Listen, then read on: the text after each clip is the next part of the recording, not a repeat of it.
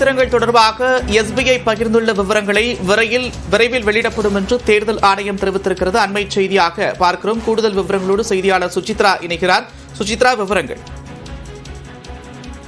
நந்தா, தேர்தல் பத்திரங்கள் விவகாரத்தில் வெளிப்படைத்தன்மையை எப்பொழுதும் தேர்தல் ஆணையமானது முதன்மையாக நம்பி வருகிறது எனவும் வெளிப்படைத்தன்மைக்கு ஆதரவாக உள்ளது என்ற ஒரு கருத்தை தற்பொழுது தலைமை தேர்தல் ஆணையர் ராஜீவ்குமார் தெரிவித்துள்ளார். ஜம்மு காஷ்மீரில் செய்தியாளர்களை சந்தித்த பொழுது அவர் இந்த ஒரு கருத்தை முன்வைத்திருக்கிறார். மேலும் தேர்தல் பத்திரம் குறித்த தேர்தல் ஆணையத்தினுடைய நிலைப்பாடு மிக தெளிவாகவே உள்ளதா எனவும் எஸ்பிஐ பகிர்ந்துள்ள விவரங்களை சரியான நேரத்தில் தேர்தல் ஆணையமானது வெளியிடும் என்ற ஒரு அதிகாரப்பூர்வ அறிவிப்பையும் தற்பொழுது தலைமை தேர்தல் ஆணையர் ராஜீவ்குமார் தெரிவித்துள்ளார். ஜம்மு காஷ்மீரில் இறுதிக்கட்ட தேர்தல் முன்னேற்பாட்டு பணிகளை ஆய்வுகளை முடிவெடுத்த பின்னர் அங்கு செய்தியாளர்களை சந்தித்த அவர் இந்த விவகாரத்தை கூறியிருக்கிறார். கடந்த 2 மாதங்களுக்கும் மேலாக பல்வேறு மாநிலங்களில், குறிப்பாக தமிழ்நாடு, ஒடிஷா, மேற்கு வங்கம், ஆந்திரா உள்ளிட்ட பல்வேறு மாநிலங்களில் நேரடியாகவே சென்று ஆய்வுகளை தேர்தல் ஆணையர்கள் நடத்தி வந்தது குறிப்பிட்டது. அதற்கான இறுதி ஆய்வாக ஜம்மு காஷ்மீர் மாநிலத்திற்கு அவர்கள் நேற்று சென்று 2 நாட்களாக ஆய்வில் நடத்தியது குறிப்பிட்டது.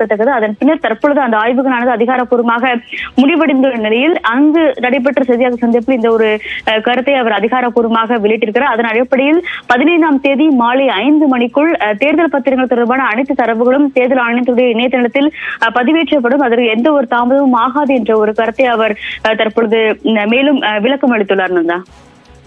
நன்றி சுசித்ரா, விரிவான விவரங்களுக்கு.